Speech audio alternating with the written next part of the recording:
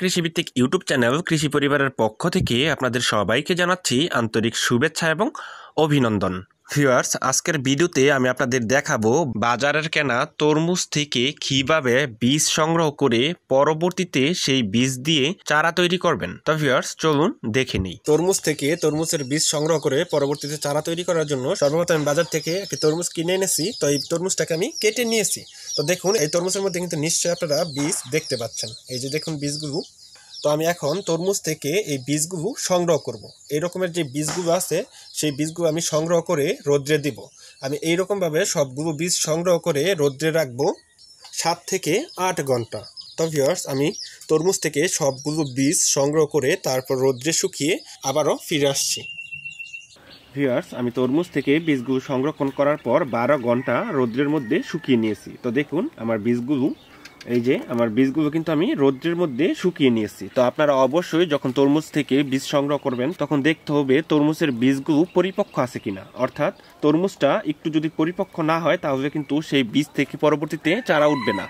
আমরা যে কোনো ধরনের তরমুজ থেকে যদি বীজ সংগ্রহ করি তাহলে কিন্তু সেই তরমুজের বীজ থেকে পরবর্তীতে চারা উঠবে না। তো ভিউয়ার্স, এখন কিন্তু আমি এই বীজগুলো চাইলেই টবে, সিমেন্টের বস্তায় অথবা মাটিতে লাগিয়ে দিতে পারি।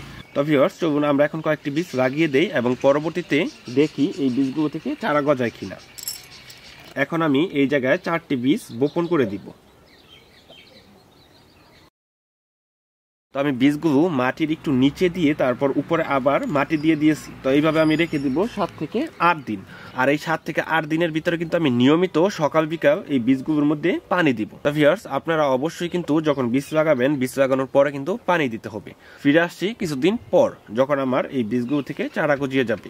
কিছুক্ষণ পরেই আমি এই বীজগুলোর মধ্যে পানি দিয়ে দিব।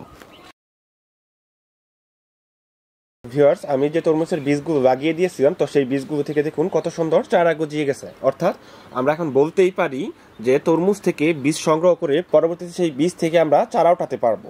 তো আমি এই ভিডিওটির মাধ্যমে আপনাদেরকে দেখিয়েছি যে কিভাবে তরমুজের থেকে বীজ সংগ্রহ করে পরবর্তীতে সেই বীজ দিয়ে চারা উঠাতে হয়। তো ভিউয়ার্স, আমি 4টি বীজ লাগিয়ে দিয়েছিলাম। তো দেখুন এখানে 4টি বীজ থেকে কিন্তু আমার 4টি বীজ ওঠেনি, আমার এই জায়গায় 3টি বীজ গজিয়েছে। তো অনেক সময় দেখা যায় যখন আমরা বীজ লাগাই 2-1টা বীজ কিন্তু অনেক সময় মিস হতে পারে।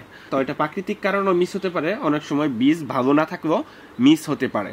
তো ভিউয়ার্স, আমি আশা করি আপনাদেরকে বোঝাতে পেরেছি কিভাবে বাজারে কেনা তরমুজ থেকে বীজ সংগ্রহ করে পরবর্তীতে সেই বীজ থেকে চারা ওঠাতে হয়। তো ভিউয়ার্স, এই ছিল আমার আজকের ভিডিও। যদি ভিডিওটি আপনাদের কাছে ভালো লেগে থাকে তাহলে অবশ্যই লাইক, কমেন্ট এবং শেয়ার করবেন। পরবর্তীতে আপনারা কী ধরনের ভিডিও দেখতে চান তা অবশ্যই কমেন্ট বক্সে কমেন্ট করে জানাবেন। আমি আপনাদের কমেন্টের উপর ভিত্তি করে পরবর্তীতে আরও নতুন নতুন সুন্দর সুন্দর ভিডিও নিয়ে হাজির হব। ততক্ষণ পর্যন্ত সবাই ভালো থাকুন, সুস্থ থাকুন, এই কামনা করে আজকের মতো বিদায় নিচ্ছি। আসসালামু আলাইকুম।